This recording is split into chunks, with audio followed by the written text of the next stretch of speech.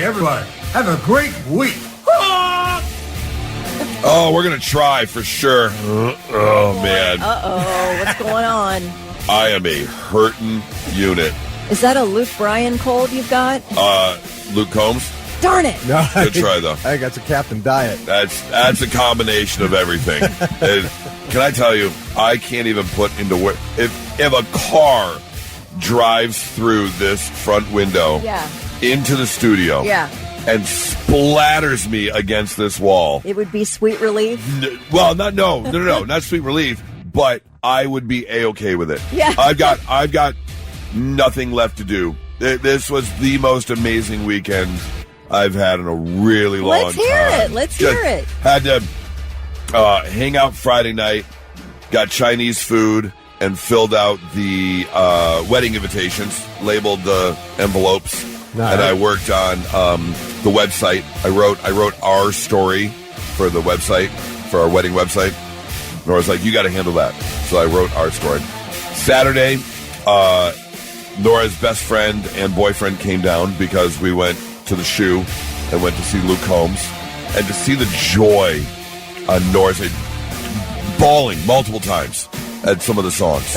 So to see the joy on her face. But there is a Luke Bryan, right? There is a Luke Bryan, yeah. Okay, but Luke Combs. Luke Combs was the one who was here on Saturday. Okay, Luke Bryan's on American Idol.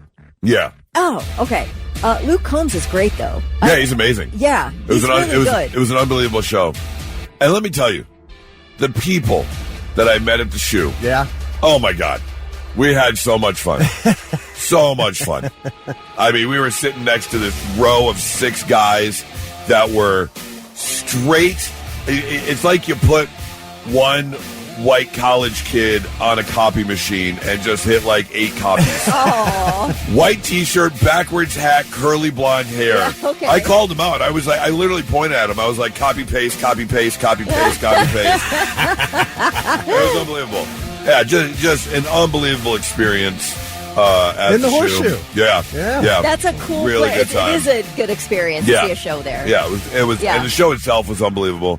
Then I woke up Sunday morning, and I'm laying in bed, and it's about 8 a.m., and I checked the weather, and I was like, oh, it's supposed to be about sunny and 70. Let me just check Raymond James. And there was one spot left. It said room for one golfer at 125 because it was obviously going to be a busy day at the golf course. And just as I was about to hit reserve on the tee time, we're having coffee in bed, and Nora goes, so what's the golf sitch today? No kidding. I love this woman. Enter. I was like, funny you should say. So we went golfing yesterday, ordered pizza, and then made the terrible choice to go to the Moose to go put some money in the slot machine, but I ended up winning $150. Okay. So all in all, great weekend. Man. Hey, I think we should go to the Horseshoe the Saturday after Thanksgiving this year and see if you have a great experience again. I mean, it might be a little different. Well, it's funny because the ladies decided that they were going to dress comfortable instead of fashionable for the concert. They said, screw it, we're wearing jeans and a hoodie because we knew it was going to cool down at night, which it did get pretty cool. And I was like, great, I'll wear a hoodie too. And I went to grab my big old Michigan sweatshirt, and Nora was like, no, we are not taking any chances. You are not wearing that to that the is shoe. not the night we're having tonight. Yeah. So you know the maize and blue Columbus with the UM highlight? No. The other one with the record, but it says all the Detroit things on it. Yeah. It says like Coney Island and 8 Mile and blah, but it looks like a record player. But it's maize and blue, and I wore that. Okay. And there were some comments, but again, we turned it into the whole kind of fandom. One person started to be a little snippy, and I was like, buddy, why? I love you, man. What's the problem? And then we turned it all around and everything. Good. Anyways, I can't talk. I'm a hurting unit. I showed up at work about 10 minutes ago, running late. I wondered why the show sheet was very empty. I'm like, what? Because I usually like to check. I don't want to repeat something you're already doing. I'm like, looks like I'm in the clear here. Haven't filled out a thing yet. Yep. I got a text from him at 4:48. It says, don't call the police. I forgot to turn on my alarm last night. Running a little late. Anyways, how was your weekend, Kelly? Well, it was good. It was great. It was great. Okay. In a way, I had sort of a downer thing to say, but I'm not going to because you had such a nice weekend that I don't think I'll I had kind of a grim weekend, to be honest. What happened? It was grim. Well, now I feel like a dick. Jeez. Not at all. No. God. I'm happy for you, but I have like a little situation on my hands and I don't know how to deal with it. Oh. And it is a little grim. It's involving an animal. It's my mom's cat. Uh-oh. It's really sick. And, I'm sort of in charge here. Right. And I took her to the vet Friday. She's got like she pegged the blood pressure machine. Like it's higher than 300. For a cat? For a cat. Okay. It's supposed to sort of rank around where we do, like 125 or so. That's supposed to be normal. Pegged the machine, couldn't get high enough to how high her blood pressure was. Can't see because of it. Is this an over the rainbow bridge situation? No, it's not. She's still with us. Okay. How old is the cat? About 16 or so. Oh my God. Okay, so listen. So here I am on ChatGPT over the weekend because we got her on blood pressure medication, but she can't. I mean, she's in bad shape, all right?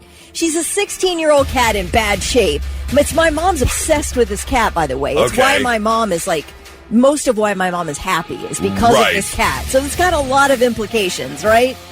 I am like, what do I do? And so I'm start ChatGPTing, like, what to do, how to help this cat, etc. And then it gets grim.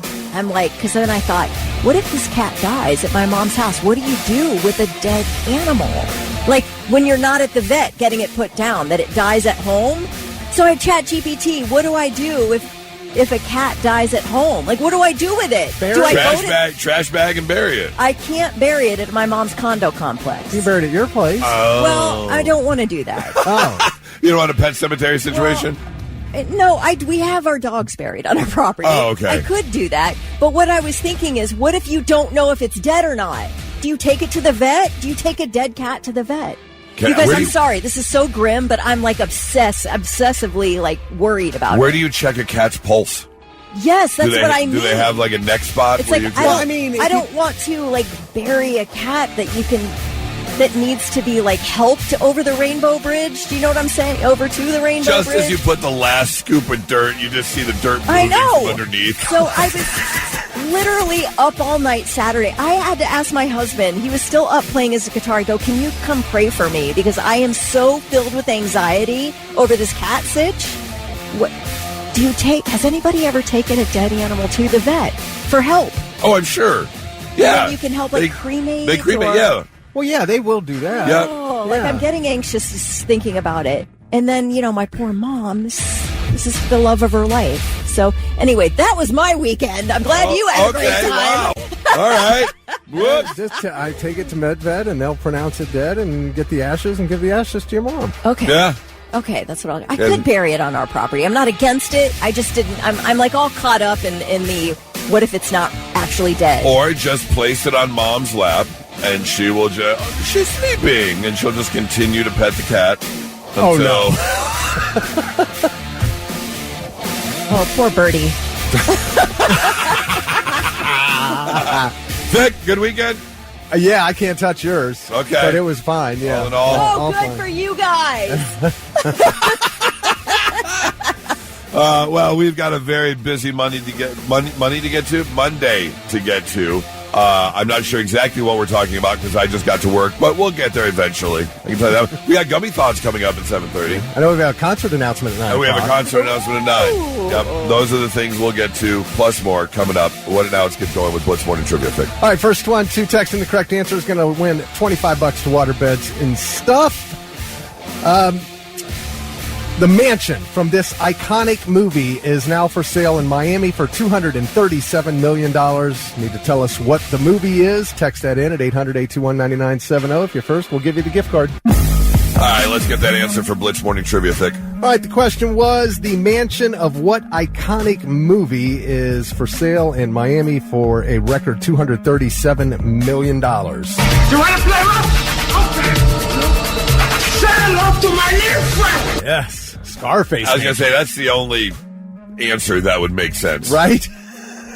Yeah, if it's a movie. I would say maybe if it was a TV show, you could say something like Miami Vice. But other than that, that's the only Miami mansion that would sell for that kind of money. Yeah, the record was held by Mark Zuckerberg's $170 million South Florida mansion. And this one's going for $237. 2.3 acres, 13,000 square foot home, 5 bedrooms, 7 bathrooms. 5 bedrooms. For $237 million, you get 2 more bedrooms than I have in my condo. Yeah, no. It's funny, they got 7 bathrooms. I love that. More than the bedrooms. I love that. Well, that usually happens in the mansions. You get more bathrooms than you do bedrooms. Well, yeah, because, you always have a guest over, I'm right. Sure. Floor-to-ceiling windows, a helipad. And I thought this was kind of cool. The helipad was built for Marine One arrivals because this used to be the summer home of President Richard Nixon in the 70s. Oh, okay. So you need the helipad, obviously. So you had to have the helipad. Yeah. And it's got a piano-shaped pool. Okay. So yeah, it's in Key Biscayne, and you got $237 million. There you go. And Freddie Penix from Columbus was first one to text in the correct answer. Freddie's got $25 to water beds and stuff. Well, congratulations. Hey, real quick, I want to let you know, make sure you set the alarm on your phone for 9 a.m. We have got a concert announcement this morning we're going to give to you. And not only that, we're going to hook you up with your first pair of tickets as well. It's kind of a win them before you can even buy them type sitch. So set your alarm for 9 a.m. It's 987 The Blitz. Not so breaking news. The news already broke. We're trying to put it back together. Our first story, it takes us over to Louisiana. Down to Miami. We have ourselves a WTF. What the Florida? Homestead, Florida, outside of Miami there, where the Homestead Police Department has got their internal investigations team working on a story, or I should say an investigation, because according to this rear-mounted car camera, it's like a GoPro you can put on the back of your car, but it's elevated, so it's all like a fisheye lens, kind of, and it's on the back of a Dodge Charger. And apparently, what happened was this Dodge Charger got pulled over by police for speeding, and then the camera kicks on, or at least in this story, the video evidence they have was the Charger then gets his ticket, pulls away, and as he pulls away, he's at a red light, and the officer that just pulled him over pulls up next to him at the red light. We're done with the whole ticket situation, so we're going to just go on our way. Well, apparently the cop says this. He does the hand motion, the old roll down the window sign, and that is when the cop says, "Hey, you want to run it?" As in, we're going to drag race. What? And the guy goes... That's the oldest trick in the book. So that's what the guy says. In the video, they type out the closed caption, and the guy's like, you're just going to pull me over again. And the officer's like, no. I just want to see what you got under the hood. And sure enough, the light turns green, and they take off. Now, the officer did beat the Charger, but... you're not supposed to be drag racing when you're an officer of the law. You're just not supposed to be doing that. So internal investigations is looking into this. Did you have the audio there or no? I can't remember if we pulled up the audio of that. No, but I can. Oh, no, not a big deal. You're not supposed to be drag racing. I feel like, is there a safe place you could do that wouldn't endanger? But well, they have tracks that you can go, and they actually do like invitationals where not rookies, but amateurs can go and drag race. You can show up and drag race your car. No cop has ever done that to me in my CX-5, my Mazda. No, they haven't. You sure? I don't even think it goes up to 120. Yeah, I don't know. Probably not. Go ahead, Vic. Police information officer. Okay. The biggest reason we put out the press release is we want to make sure that not everyone paints the picture that this is what the Homestead Police Department does. I would hope not. Yeah, right? You don't want to make that a regular thing. Yeah, I hope that's an outlier. But every Charger owner has to wonder... what do we got here? Absolutely. I'd like to test this to its limit. Absolutely. And they had an opportunity to do that. You can't endanger a citizen, so the cop's obviously in the wrong. But I appreciate the spirit of it. Right. You want to know? And it's also, if you go watch the video, it's a sign of police cars really are souped up. Yeah. Oh, yeah. Like you're not gonna outrun, the average person is not gonna outrun a police officer. I'm pretty sure I think state highway patrol guys have Chargers. Yeah. No, there's a lot of them out there for sure. You have a Charger? If a cop had done that to you, what would you do? Would you do it? Gunned it. Yeah, you would. Absolutely, 100%. Story number 2 takes us, across the country as we have got ourselves a class action lawsuit against Trader Joe's. I can understand why you might be upset about this if you're a certain type of person. Now, me, I enjoy coffee. I've had it every single morning for the past, I can't tell you how many years. But I like the taste of coffee. Some people don't like the taste of coffee, but they need the coffee. Nora is one of those people. My fiance can't start her day without getting a cup of coffee first and sitting down for about 15 minutes because she needs that coffee. She needs that wake up. And people need that caffeine.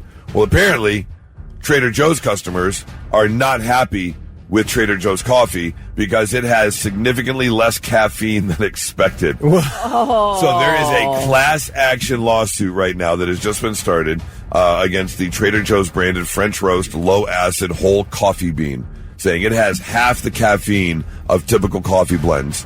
And it doesn't say anything about that on the packaging. They're not saying this is reduced caffeine. So you're going in expecting the full pick-me-up, and you're not getting it. So now they've got a class action lawsuit. I mean, don't they have to advertise that it has a certain amount that it doesn't have? In order I think, that's the thing. If it does have half the amount, you're supposed to say it has half the amount. Because you're going in expecting a fully caffeinated coffee, and you're not getting it. So. Okay, can I add a rider to this class action? Can we sue over their parking lot situation at Easton? Is it bad? It's terrible. I won't go to Trader Joe's because the parking lot's so bad. Because it's so busy, or because it's just really weird and it's tough to maneuver. Oh. And then they're always pedestrian. Well, not always, but a lot of times when I've gone there, they get pretty mad. I can't navigate that. All right, I'm already emotionally fragile. And now you're adding barriers in your parking lot. Right. Not happening. All right. So that's just a suggestion for the next time we sue Trader Joe's. Well, get on that, Trader Joe's. The suit is seeking unspecified damages, and they also want misleading products to be removed from the shelves. Trader Joe's hasn't commented yet, and they probably won't. No. That's your not so breaking news. 98.7 The Blitz.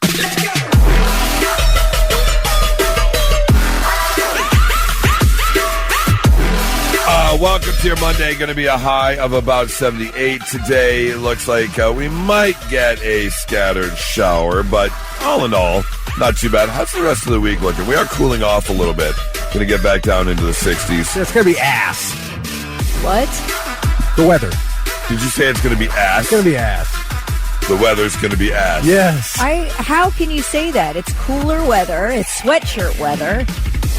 Well, what don't you like about it? It's not fishing weather. The fact that it's not 75 or 80. I got you. I'm going today because I ain't going to fish the rest of the week. So yeah, it is kind of off and on the rest of the week. But, all in all.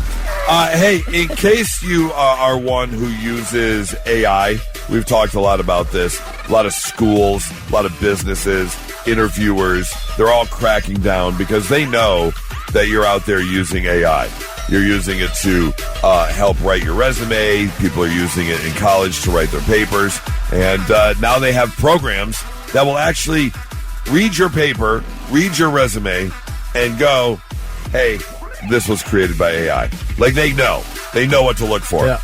Well, now they're taking the opposite route, and there's a new app called Sincerely, but it's spelled with an extra E. Sinceerly. And it's used for one purpose. It is used to take your AI-written paper or your AI-written resume, and then you put it into Sincerely, and then it will mess it up just enough so if you're human, they don't know that it's AI. Oh, we need a program for our program. Oh, exactly. That's exactly it. We need a program to trick the other programs. Now, there's 3 different settings: subtle, human, and CEO. So subtle will make just a few mistakes in your paper or resume. Human will make it a little more messy than that.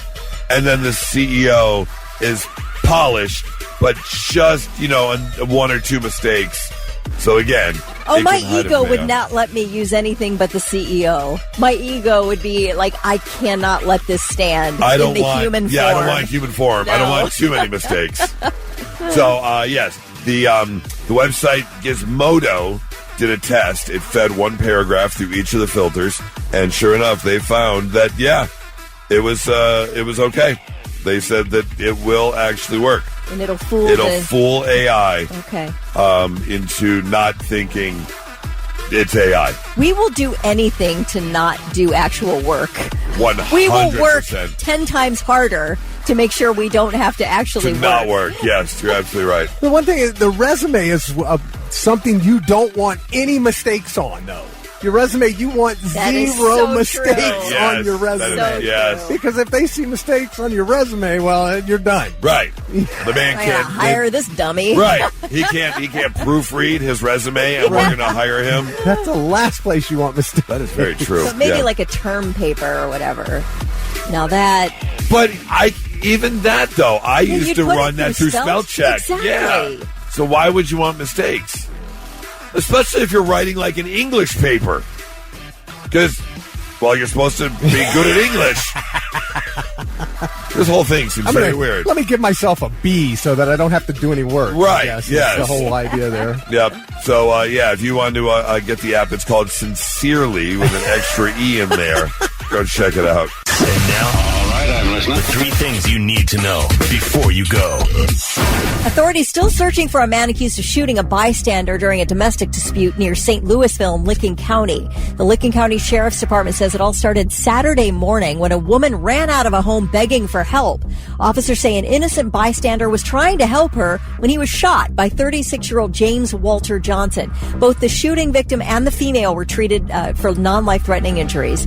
Johnson is said to have driven his vehicle up to Mount Vernon and then abandoned it. He does remain on the run. Authorities say he's considered armed and dangerous. Man accused of opening fire at the White House Correspondents' dinner railed against the Trump administration policies and referred to himself as a, quote, friendly federal assassin in writing sent to family members minutes before an attack that authorities believe was politically motivated. The writings made repeated references to President Trump without naming him directly and alluded to grievances over a number of administration actions, including U.S. strikes on drug boats in the Pacific Ocean.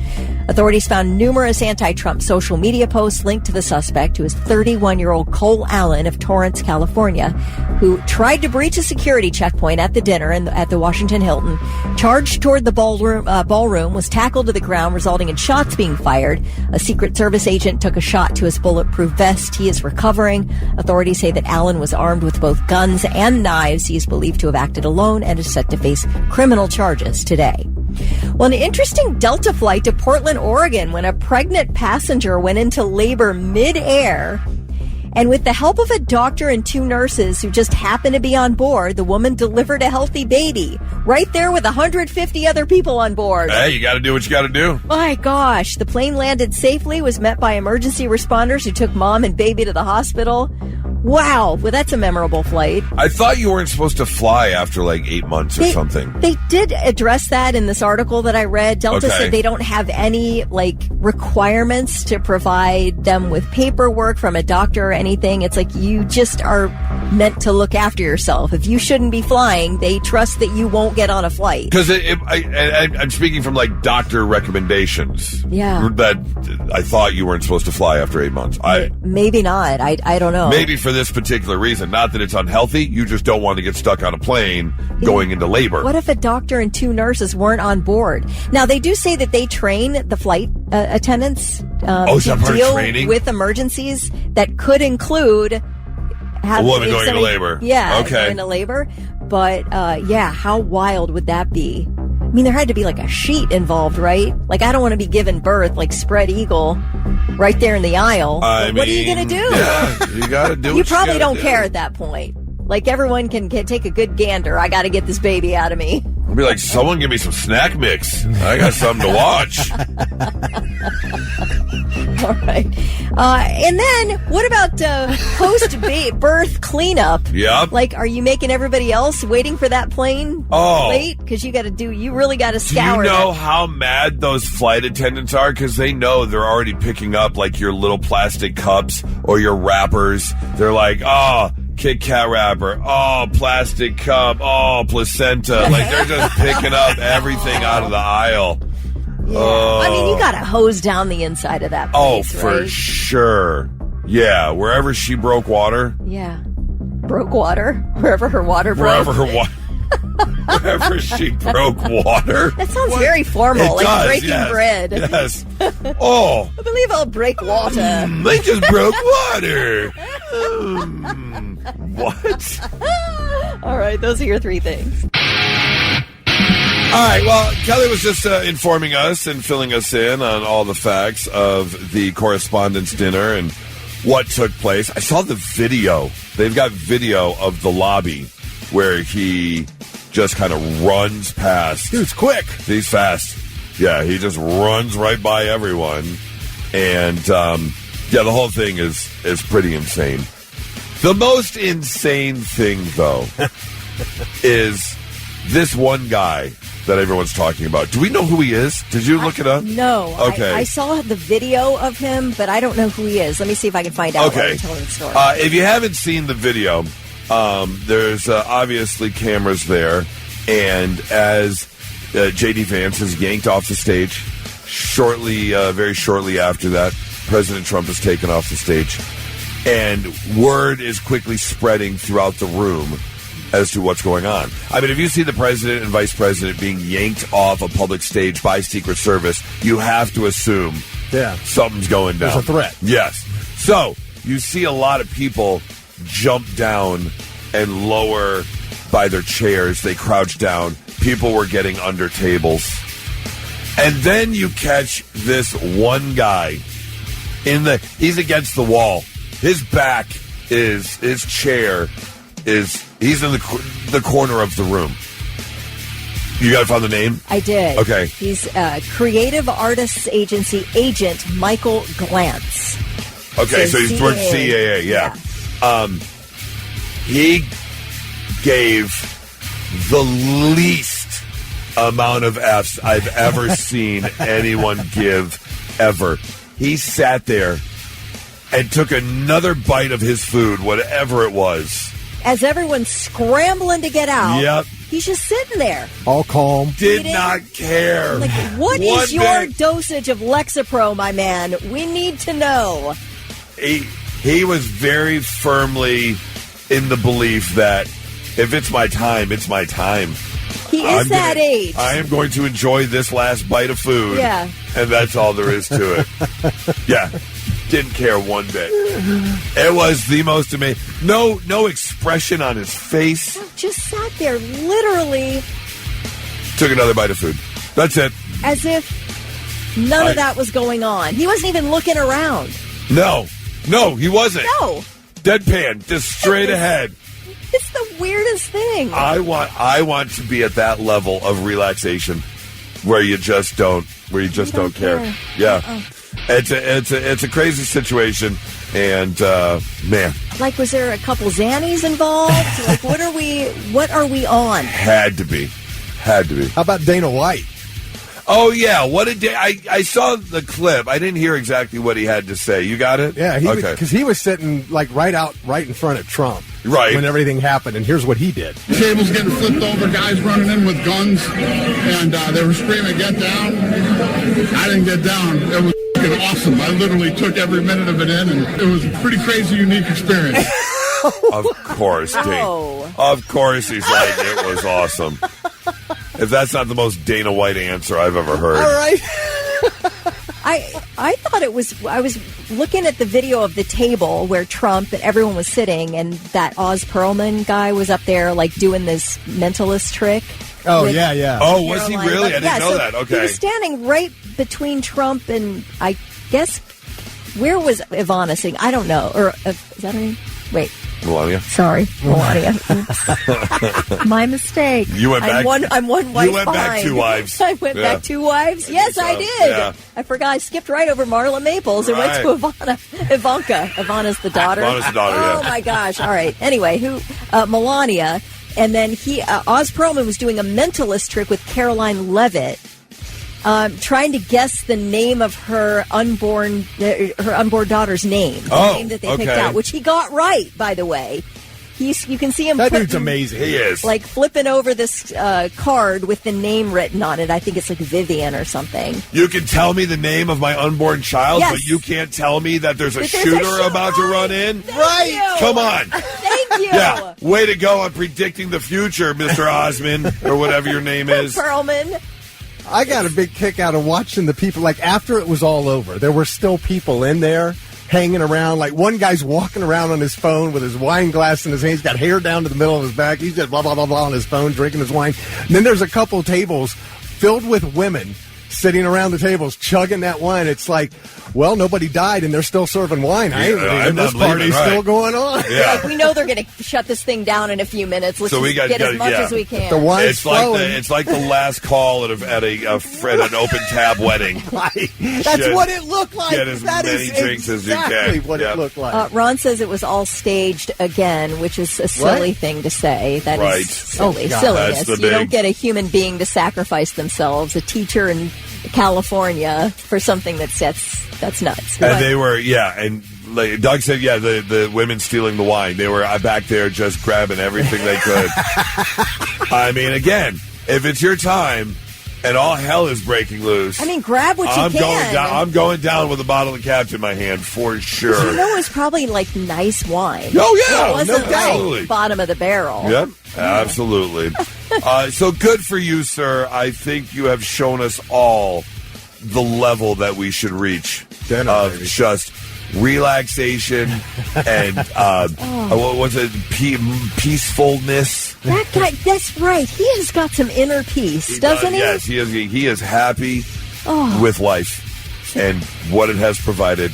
Just happy in all circumstances. And if it's his time, it's his time. He's just heavily sedated. We should. That's a total possibility. He's got about 50 mgs running through him. Enjoyed that chocolate bar. Good for you, sir. Yeah, it's a Monday, and I had an insanely busy weekend, so I wanted to make sure that I was well rested for the week ahead, so I took some extra gummies last night, but unfortunately they kicked in before I could fall asleep, so I wanted to share just a few of my gummy thoughts with you as I was dozing off last night. I thought about this. For the person who invented the clock, how did they know what time to set it at?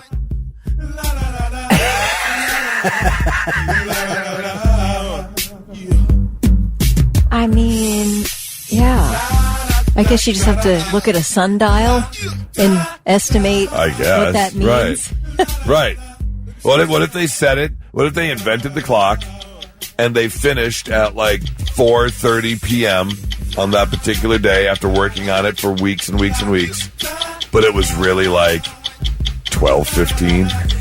And plus, did it all start out with military time, or did we start out with the 12-hour clock? That's also a valid question.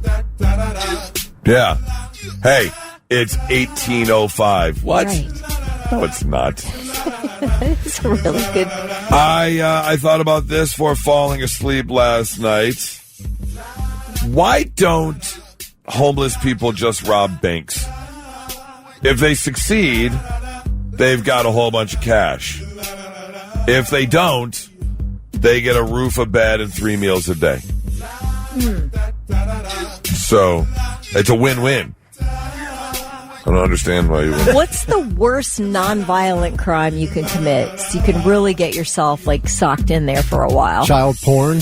No, that's not a non-violent. Really? That is very violent. No, it's considered a non-violent crime. Well, No, that's, no, I mean, not to I the guess. children who are being I abused. understand. Well, No. I'm not talking Not about abuse. I'm not talking about the children Porn. being abused. I'm Like talking about having like naked pictures pictures and stuff. porn of children on the There's phone. some child who had to be abused to get those pictures. Well, I guess, you Yeah, have to. I that's guess true. that's true. You have to, yeah. But like sex trafficking, No, drug trafficking, like that impacts somebody else. I'm talking about Well, a if you- white you're collar talking about crime. If you A rob a bank, non-violent- if you rob a bank without a gun, it's not. Yeah, considered nonviolent. right? If you just put your fingers in your pocket, one Drug of the trafficking fingers. is a nonviolent crime. Oh, okay. Say that to the person who overdees. Overdees. I'm just Overdees. telling you Oh my what gosh. the law says. My God. Overdees. Overdees. Wait, can we make that a thing? Yes. Oh, did you overdees? You overdees. I mean, I believe human trafficking is considered a nonviolent crime. Okay, I mean- do you understand the spirit of what I'm saying? I don't I want a guess I victim do. in here. I want something that this person can do that will get him a 3 hots and a cot for an extended amount of time. 3 hots and a cot. I guess grand theft Overdees. without a weapon. Without a How's weapon. that? Okay, that sounds Is that good? That works? Yeah, that works for me. Thanks. Fraud, some sort of fraud Some for sort of billions of fraud. dollars. I like that. right? Yes. little SEC violation. Yeah. But not like against Amazon because they can afford it. They can afford it, right? Let's see. I thought about this before falling asleep last night. Why is it when we want to play magician and open something, we all turn into Mario? Wait, say that again. Wait. Open sesame.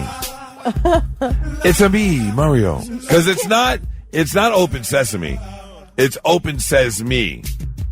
Right. But we all turn into Mario. Open sesame. It's a me. Oh, wait, it's not Open Sesame? No. It's open says me. Well, we've turned it into open sesame. Open Sesame. Yes. Oh, I thought that's what it was. No. It's Okay. open says me. Yeah. I thought about this before falling asleep last night. If our teachers taught us that caring is sharing is caring, they taught us that sharing is caring. Why can't I share my exam answers? I don't understand. All I'm doing is caring for my fellow students. Shouldn't get in trouble for that. And the last thought I had, because I did this yesterday, and then I tried to recreate it while I was laying down last night. Why does it hurt when you accidentally out of nowhere bite your lip, but then you can sit here and go, and it doesn't hurt? Yeah. You can bite your own lip and it doesn't hurt. But that one split second of, and you're like, ah! I think the pounds per pressure matters. Yes. You're really coming down hard with a bite, and you're not an unsuspecting bite to the lip. Yeah, but even the little ones still send a jolt through your mouth. They're so quick. Or the inside of your cheek. Oh, that's what that was bad. And which, by the way, how the hell does the inside of your cheek get into your teeth line? No. It's on the outside. So all of a sudden the cheek is like, hey, watch this, and then jumps in the way of your teeth. That makes no sense whatsoever.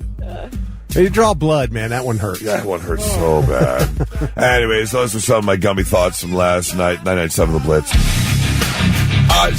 When we started the show this morning, I shared with you how amazing my weekend was. We got wedding invitations done. Nora's best friend and her boyfriend came down for Luke Combs on Saturday. Had an amazing time at that concert. And then Sunday morning, I woke up and we had nothing going on. So I jumped online real quick and I was like, I wonder if there's a golf spot open.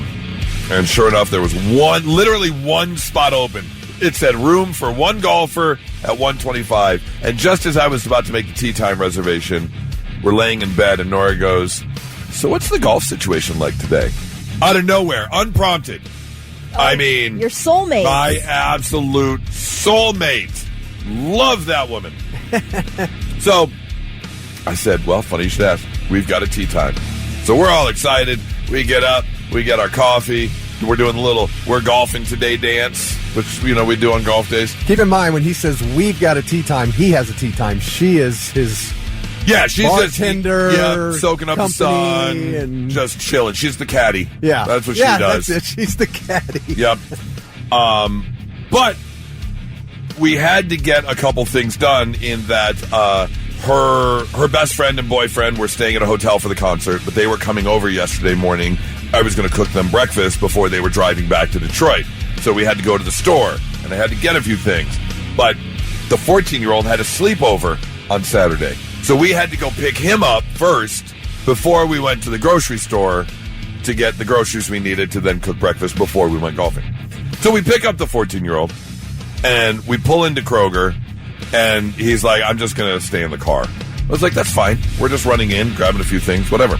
So we get out of the car, I shut the door, and I turn around, and I open up the back door where he's sitting, and I said, hey, I know you're staying in the car.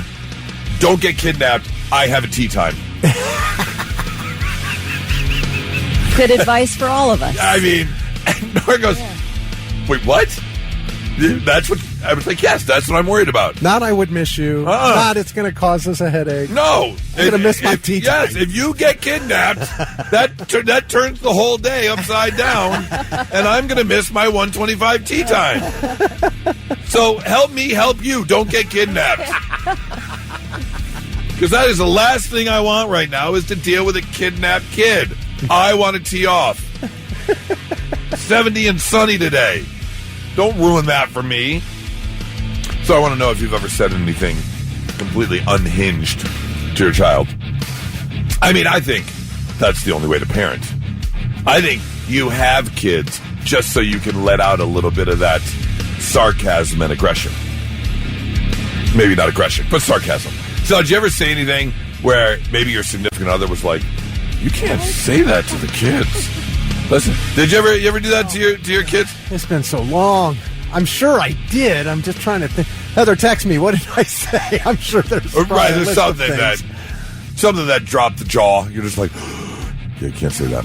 800-821-9970. If you've ever completely just said something unhinged to your child, you meant it in a good way, but maybe it didn't come off that way, or it's a little too sarcastic.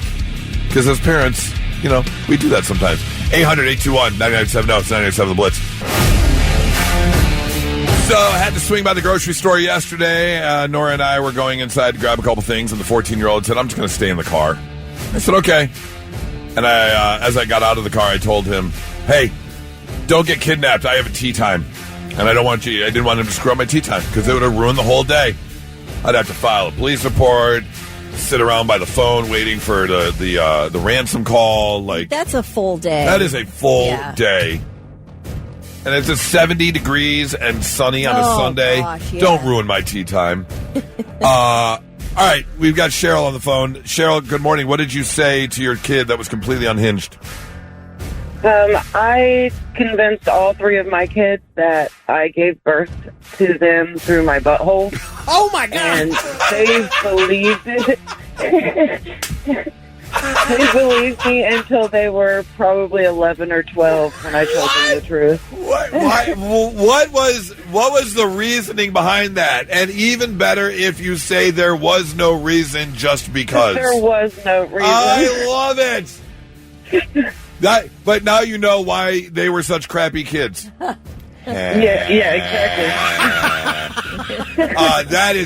That is great. That's the long joke. That's the one that just is stretched out over time. You talked about that forever. Game. Yeah. They believed this till they were 12 years old. You played the long game on that one. I love it, Cheryl. Thank you so much for the call.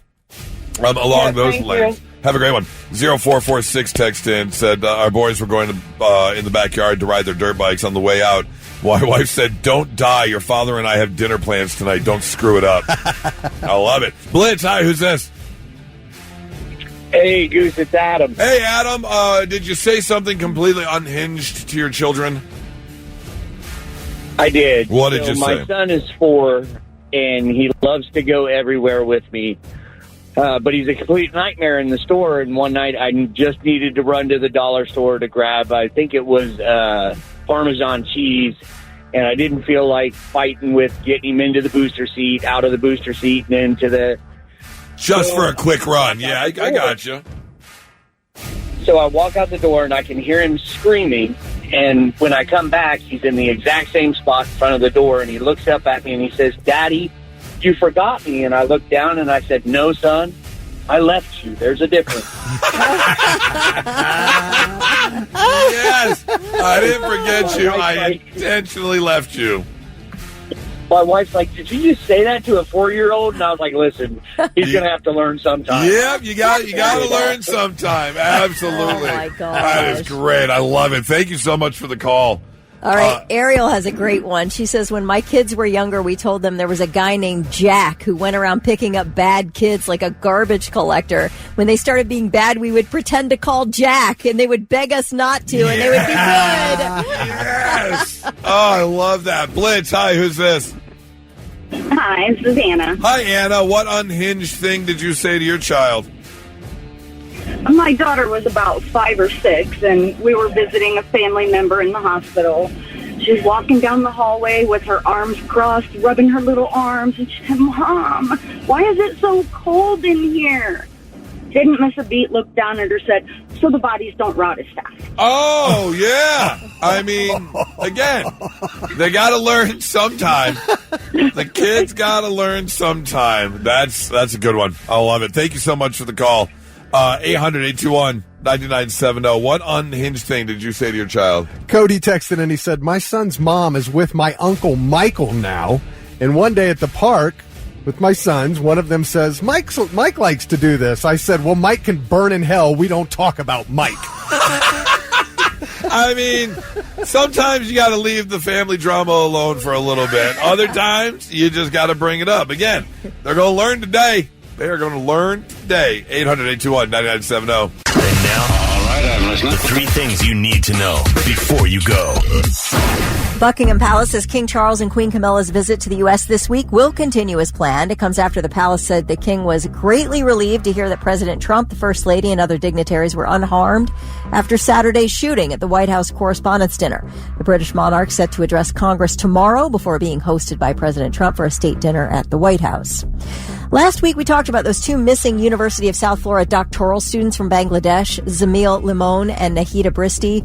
The 2 were dating, described as very serious, dependable students, and everybody was surprised that they just dropped off the face of the earth. Well, this past Friday, Zamil's body was found. Nahida still missing, but police say there is evidence that she is no longer alive.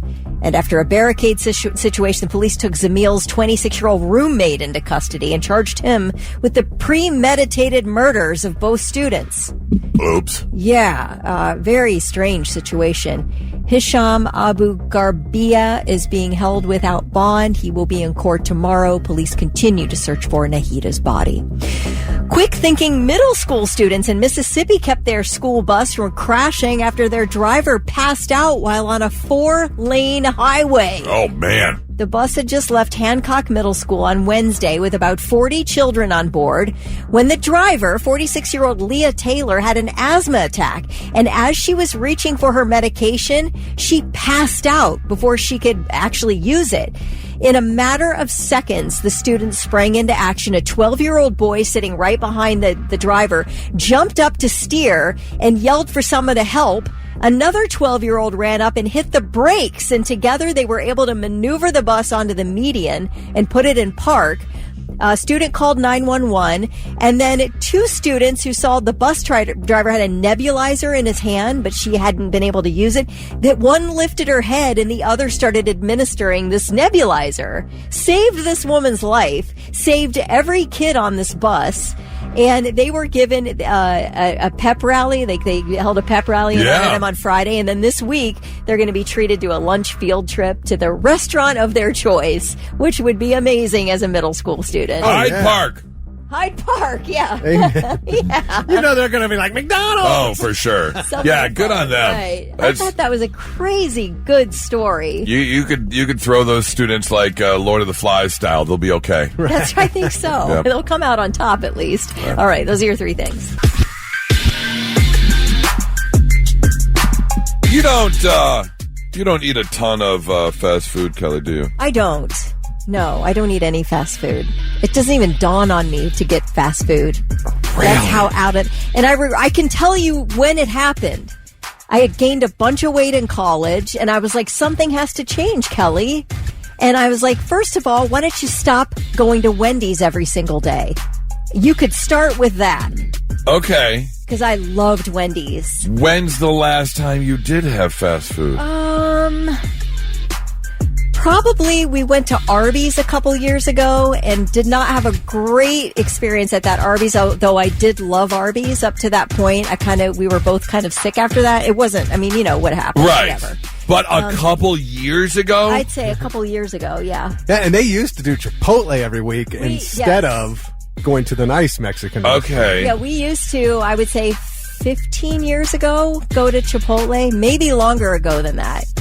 But we just don't, I hate to say it because it sounds dumb, but we never, ever eat fast food.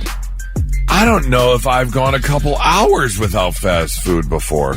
It honestly does not even occur to me as a possibility. But Arby's would be your choice if that Arby's is my okay. choice if we have to pick someone. I only asked 14 hours ago we had Cane's. Yeah, right, yeah, exactly. But we only got maybe once a week, twice at most, and that's rare. Okay, once a week maybe.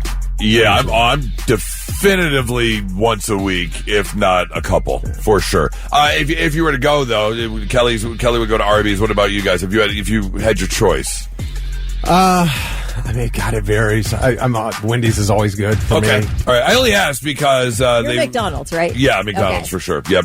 They recently did a poll and asked people their favorite fast food and where it fell.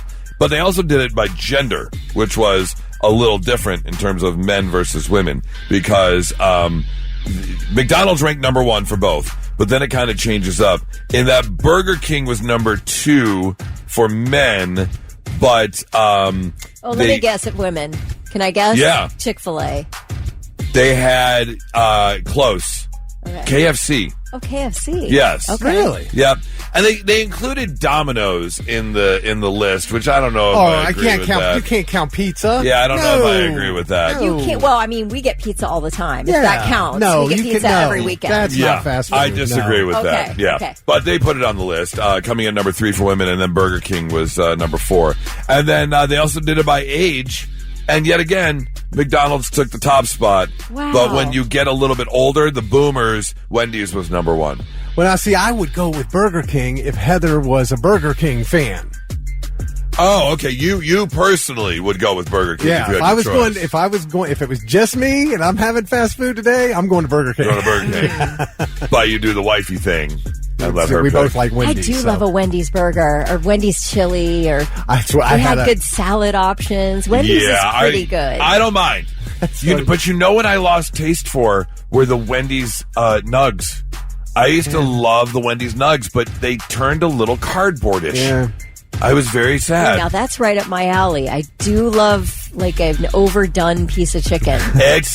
Like a jerky feel. Almost, okay, yeah. All right. It's You're a little selling me. chewy. It's weird. And then McDonald's upped their nugget game. Yes. But that's funny, Kelly, because last time we had Wendy's, I had a burger and chili. The only thing that they do, and they did it for a short period of time, the one thing that Wendy's has over McDonald's when it comes to the nugs is Wendy's has a spicy nug version. McDonald's did for a very short period of time, but they need to bring back the spicy nugs. Do you remember the McDonald's pizza? Yes. It wasn't terrible. It wasn't terrible. It wasn't bad. For the price, it wasn't bad. If you want to kill some time at work today, jump online and search menu items from McDonald's around the world. Because they have some really, they still do the pizza in some places. Yeah. I think Japan still has the pizza, but they do some really unique stuff in different McDonald's. Is it McDonald's in Hawaii that they have Spam? Spam burgers, yeah. Oh, really? Yeah. Yep. Yeah, but you know that McDonald's in Japan, they're putting eel on that pizza. Oh, for sure. Yeah, they have some very unique like fish type sandwiches over there and stuff. Yeah, go check it out. Not so breaking news. The news already broke. We're trying to put it back together. Our first story takes us down south. We have ourselves a WTF. What the Florida? A 37-year-old woman by the name of Kimberly Brown found out the hard way that self-driving cars have sensors in them, knowing that you have to be aware and alert of what is going on in case of emergency. You are not allowed to sleep in a self-driving car. And that's exactly what happened. Kimberly apparently got hammered and hopped into her Tesla with the autopilot on. Thinking the autopilot's going to get her home safely, she said, now's a good time to just get a little shut-eye. Yeah, you're not allowed to do that. They do have sensors that ensure you are alert and following along, but there she was passed out, so the Tesla shut down. The only problem is the Tesla shut down in the middle of the highway because that's where she decided to go to sleep. Detectives are still investigating the incident, determining where she was coming from and why she decided to get behind the wheel. Pretty obvious she's looking at a DUI charge. Because, yes, you can still get a DUI even if you're not driving your self-driving car. All right. Oh, my God. How many drugs do you have to take to get your brain to be relaxed enough behind the wheel of a self-driving car to fall asleep? As many times as I have gone out with friends to the nightclub, as many times as I've spent Saturday slow cooking some ribs and enjoying cocktails, I have never once just gone and just fallen, just passed out. I have gotten drunk and laid down and be like, okay, Betty bye time. But never some of those people like mid-sentence. They just power down. Yeah. I've never done that before. So, I can't imagine falling asleep behind the wheel. No, I have started to, if you ever had that feeling, stone cold sober, where you're driving and you're all of a sudden you're like, oh, yeah. You almost I've rolled down the window in the winter before. Me too, blast that cold air at you to stay awake. Yep. So I guess I could see a circumstance in which you'd be really tired, but that would be a lot to just think, I'm just going to let the car take over. I trust it enough. Yeah. Back in the 90s, I was driving down 23 to Circleville, and when my car went off the road, it woke me up, and I was able to get back on the road. But I went out, and I all of a sudden woke up. I was in grass. You were I was in grass. Okay. Oh, so it wasn't a rumble strip. It wasn't the rumble strip, 23's got the grass in the middle on the way down south. Oh, thank goodness. I went into that grass. Yeah, that will freak you out. It did. I've pulled over at truck stops before because I was like, something bad is going to happen. I need to shut her down for about an hour, and I've definitely pulled over before. It is freaky. Story number 2, taking us over the pond to France, where authorities are investigating allegations that someone won a $34,000 bet, and they did so with a hairdryer. And this was a bet on the weather. What? Apparently, you can jump online and make bets on this website. Well, someone placed a bet that the temperature was going to reach a certain number. Oh, my gosh. And to do so, I don't know if you know this, but if you check the weather, on your phone, or if the weather report is coming from your city, most of the time it's coming from the airport. I don't know when this began, but if you check the temperature, that thermostat, that temperature gauge, is usually located at the airport.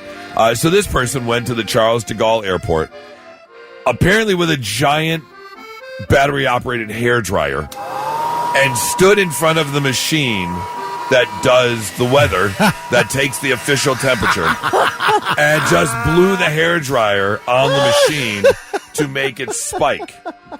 And so authorities were questioning it because the readings spiked twice in April, which happened to coincide with large payouts on Polymarket, which is the prediction platform where you can make bets and stuff. On about anything. Yeah. Just about anything. On April 6th and 15th, the temperature reached 21 degrees Celsius and 22 degrees Celsius, far exceeding the forecast that was in the weather report. They were not expecting the temperature to be so warm. But sure enough, apparently there he was, standing there with the blow dryer, and won $34,000 over those 2 days. Oh, my God. So now they're calling for insider trading. They're looking into it and manipulating the facts. No, that's not insider trading. You just straight up committed fraud. Fraud, right, yeah. So okay. It's weird that it was connected, though. I mean, I don't know. I guess if you're the betting site, you'd be like, how did this happen? Yes. Okay. Yeah, exactly. I'm thinking, there's no way that the temperature should have been this high. you can get away with that one time. One time. It's 40 degrees everywhere except 70 at the airport. Right. What is that? Yeah. Kelly, do you remember they used to do that on the news here? It's 56 in Columbus, 58 at the airport. They always did that. Yeah. They always give those two different temperatures. Well, it can vary for sure. It can absolutely vary. Just coming from someone who had to do that once in a radio job, you make it up. It's is that 56 degrees in Upper Arlington. Oh, my God. 58 at the airport. Oh, no way. Yeah, you make that up. For sure. Uh-huh. Yeah, again, it's another instance, and we've said it before. Yeah, you won $21,000 the first time this happened on the first day. Walk away. You're a winner. Yeah. It's the second time they got you. Because an anomaly once, sure. An anomaly twice, they're going to investigate. So, yeah. If you get away with it once, leave it alone. We say it all the time. Don't get away greedy. with your one law break, and that's it. Yeah, like he could have really gone from town to town. Well, go to another city. You'd have to give it some months in between. You would, yeah. And go to different betting sites. And go to because if you continue to bet on the weather and you keep winning, You're gonna get busted. they're going to look into that for sure. That's your not so breaking news. 800-821-9970. That's the phone number. I want to know, what do people call you for? In terms of you're that one person that you know about this thing, and they call you. Like my best friend from high school, the Maverick to my Goose, has always been very financially responsible. He's always saved. He's always invested. Ever since like his first, when we were in our 20s, he was already doing the whole thing. So a lot of times I'll call and ask him money questions because he's so good with it. So I want to know, 800-821-9970, are you the person? Because I'm not really the person for anything. I don't have like one specific set of skills that people call me for. But a lot of people do. Are you that person, Kelly, for something? I would say the only thing would be in the context of radio. I would always have people ask me what the weather is going to be, and I'd be like, I don't know. And they're like, didn't you read the weather all morning on the radio? And I'm like, yeah. I don't listen to myself, though. I don't remember. I'm not storing every day's weather report. And then here in the building, in the news department, we'd have people come back and go, hey, there are a bunch of police down the street. What's going on? We're like, how would I know what's You're going supposed to know right away. You don't have the scanner sitting right next to you. Right. So, yeah, I would say that people think that maybe I'm an expert, but I have no idea. And Thick, are you the expert? I definitely get a lot of questions about fishing and fantasy football. Okay. Yeah. Okay, and now growing weed. I think people might ask you. I have definitely, You've handed out some advice. Yeah, because I've handed out a lot of weed. How do you do this? Who was I talking to? Oh, man. Someone brought you up. What was it? Was it Friday? Oh, me? So, yeah, someone said something about fantasy football. Yeah. And I was like, yeah, no, I don't play fantasy football. I can't. I'm not dedicated enough. And then we were talking about you and how like there's no point for someone like me to get in a fantasy football league with someone like Thick because there's zero hope. I don't have the wherewithal to not only take a player off the bench. I can't tell you how many times I've just let players ride through because it's their bye week and I get 0 points. I'm like, what happened? Well, it's their bye week. Yeah, I don't break it down every week like you do. Yeah. 800-821. It's pointless. Yeah, why would you bother? 9970. What are you known for? Blitz, hi, who's this? This is Patrick. Patrick, what do people call you for? People call me, because I worked at Menards for 6 years, they call me about where to find things inside Menards. What aisle can I find this 2x4 in? You're the one they call. So are you saying that they haven't rearranged a Menards in more than 6 years? They have rearranged them, but they typically are, like, if it's the same aisle, depending on which side of the store it's on. Okay. All right. Well, I'm glad to know we got a Menards guy now. If I ever have a question, I'm going to give you a call, okay? I feel like I could really be that expert for the Johnstown Kroger. If you ever go there, I can tell really? you what you know aisle. the aisles. Okay. Like the back of my hand. Yeah, I could definitely do that for Market District in Hilliard. Really? Oh, I know every inch of that store, man. I shop there every week for 10 years. I can't do that. I don't pay close enough attention. My problem is a store reset. You're really messing with me when you reset that store. That is annoying. I'm still the guy at the end looking up, and I'm like, looking rice, no. 12. There we go. You know what's cool about like Menards, Lowe's, Home Depot? You go to their website and search an item, and they've got it. It tells you the row, the bay, everywhere, exactly where you'll find it. Nice, like IKEA. Now, it'll say aisle 12, section 3. Yeah. You know exactly. Shelf 2. You know exactly where it's broken down. I didn't know that. Let's see. Jeremy texted and said, "I'm the guy everybody asks about cars. I was in car sales for a long time. Okay. Just stuck with it, so I get the car questions. Oh man, if I had a car question, I would call my other best friend Scott. He's very much into cars. If you're a gearhead, you're going to get those calls. Yeah. If you're a plumber, you're going to get those calls. If you're a realtor, Dave said did flooring for 40 years. People still call, and I retired 4 years ago. Flooring questions. Oh, can imagine. What kind of call is that? Do I want what is it? Kilns that you got to put the flooring stuff down. Kilns? Kills. What's that stuff called? It's like a flooring thing you got to put down. Oh, Dave, underneath? what's that called? I think it's killed. Anyways, I call it underpad. Underpad. Okay. it's like a tacky thing. Whatever's over the subflooring. Yeah. 800-821-9970. What do people call you for? It's 987 The Blitz. I know this has been brought up before, but it's back in the news. There have been warnings from law enforcement agencies before about editing photos, especially when it comes to your children if you're posting things on social media, because you may end up in a situation like this where police down in Mexico are looking for a woman who apparently was kidnapped. Here's the problem. She edited her photos so much for social media. They don't know what they're looking for. Oh my gosh, she looks so different. So different.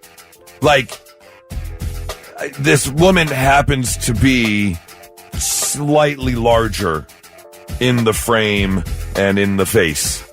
Her pictures online are so filtered. Like supermodel. Yes. That they don't know. They have 3 different sets of photos for 3 different looks, and they don't know what to look for. They don't know what picture to post to try. They're actually on the news look for this person, but also look for this person because it's the same person. So you got to be real careful. There are people who do the AI photos of themselves, and it sticks you in a realistic looking situation in a business suit, and they look really nice. Yeah. And they look like the absolute best version of yourself on your best day at your best age, right? It's not how you look currently. It's how you would have looked 20 years ago. Yeah. So it is funny that people post those and accept compliments on them. That's odd, but it's also it's a danger to do that. They've got the missing persons posters up, and it's got 2 photos. I'm going to be looking for a 1990 version of you, right, exactly. Not 2026 version of Yep. Have you ever used a filter on your picture, Goose? No. Online? I've never used a filter in my life. Never once. I know Nora will do it, not like the makeup filter, but the lighting filter she'll use. Okay. But nothing that changes your face look. That would make you not recognize. Right, exactly. Yeah. But just to enhance the photo, the background, whatever the case may be. When we would have Zizi come in and do our photos or whatever, and she'd be done with them, and I'd be like, oh my gosh, that's actually a really nice picture of me. And it really didn't dawn on me that she filtered the crap out of it. Ooh, I look good. I look way better than I thought. Wow, she's a great photographer. In the mirror and you're like, wait a minute, I don't look like that. I don't look like that at all. It's 987 The Blitz. And now, right, I'm listening. 3 things you need to know before you go. Well, Ohio leaders are reacting after a shooting during the White House Correspondents' dinner in Washington over the weekend. Governor Mike DeWine posted that he and the First Lady were praying for everyone's safety. Senator John Husted called for an end to political violence, while Senator Bertie Moreno thanked law enforcement for stopping the suspect before anyone was killed. The shooter, 31-year-old Cole Thomas Allen of California, was armed with multiple guns and knives. A Secret Service agent wearing a bullet-resistant vest was shot. He is expected to recover, and the suspect is due in court today. If you bought adjustable dumbbells from Walmart for about $100 back in 2024, there is a recall after at least 6 people reported injuries.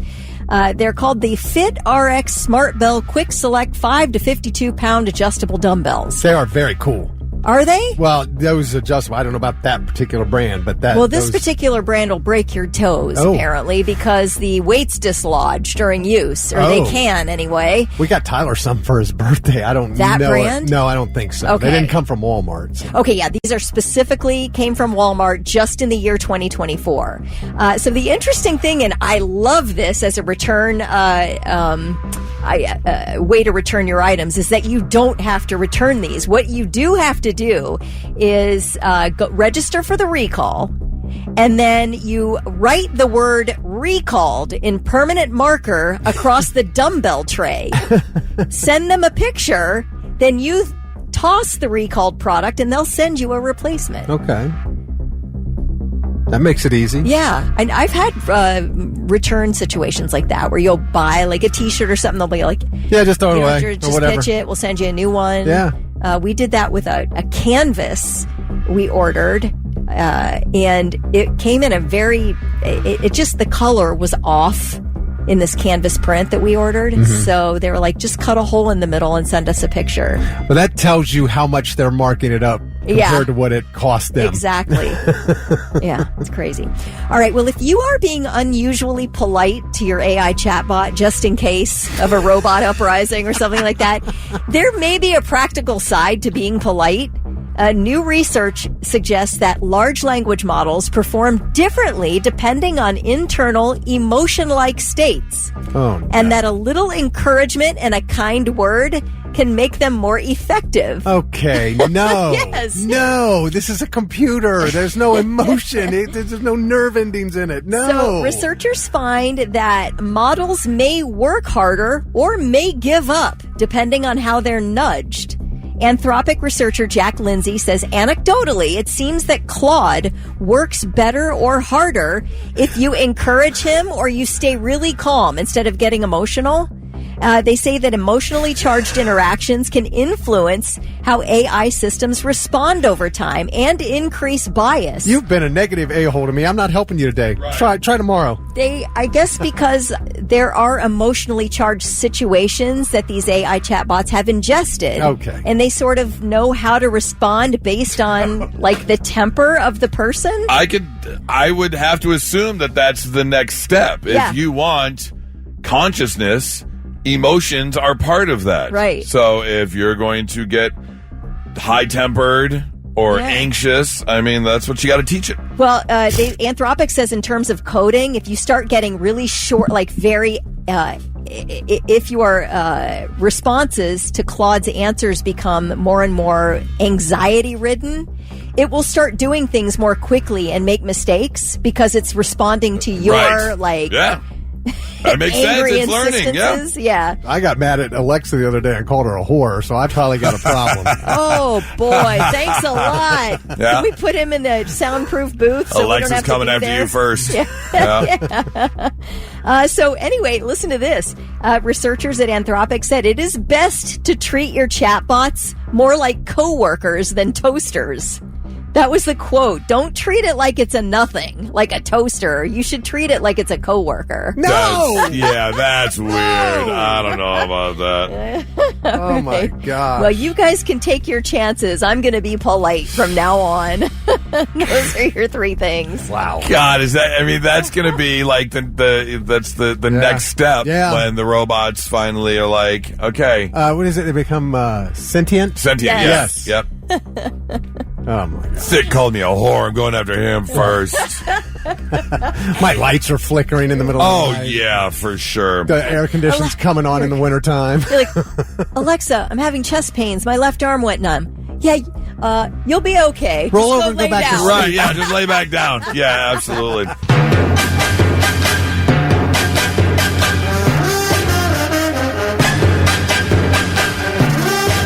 On Saturday night, got the chance to go to the Shoe for the very first time ever. Not for a game, but for a concert. Luke Combs was there. Apparently, he set an attendance record. There were close to 100,000 people there. Damn. Between the seats and the floor. Wow. There were a lot of people there. And you know who was there? Fresh off being drafted and being out in Pittsburgh, came back home. Will Howard, Sonny Styles, and Carnell Tate all went on stage. Oh, yeah? Luke Combs has a tradition of shotgunning a beer. Yeah. And he always brings out someone to do it with him. And he brought out Will Howard, Sonny Styles, and That's pretty Carnell good. Tate. Yeah, it was pretty cool. Obviously, the draft wrapping up Saturday.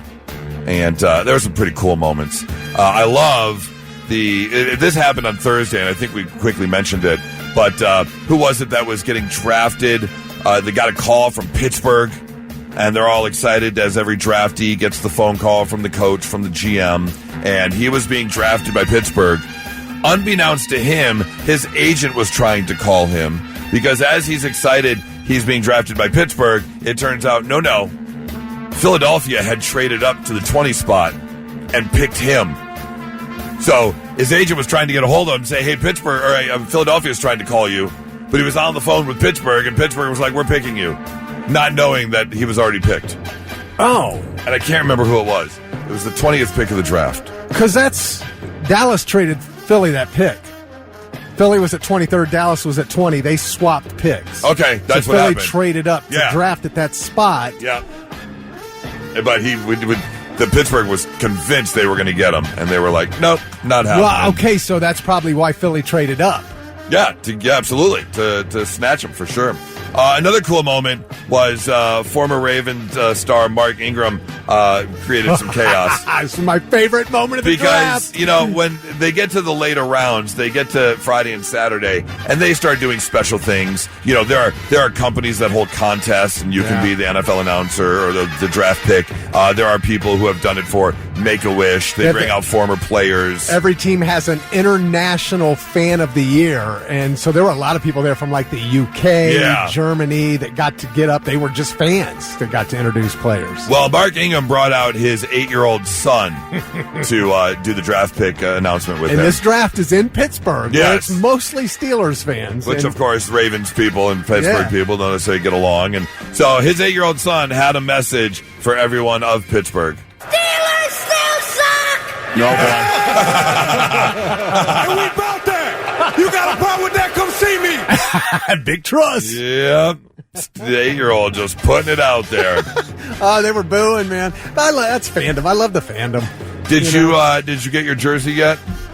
No, I didn't. I hadn't checked this weekend. I don't know. I still don't know if he's got his number Probably 2 not. because he's got to get it from Dante. Yeah, so, probably not. Caleb Downs. Yeah. I'm still thrilled he's a Cowboy. I'm sure you are. Oh my! I got so many texts from people. You gotta be happy. You gotta be. I'm ecstatic. Yeah, the Cowboys did get an A. You know how they always grade teams and how they drafted. The Cowboys got an A from pretty much everyone. I know it was the best draft we had in years. Lions had a really good draft too. They got an A as well. We got another one of your Michigan boys. Who? Barham. Oh. Yeah. Oh, you did do well then. Yeah. Okay. All right. Well, we got our players now. Now we just have to sit here and twiddle our thumbs until August. Yeah. Oh. I know. I can wait.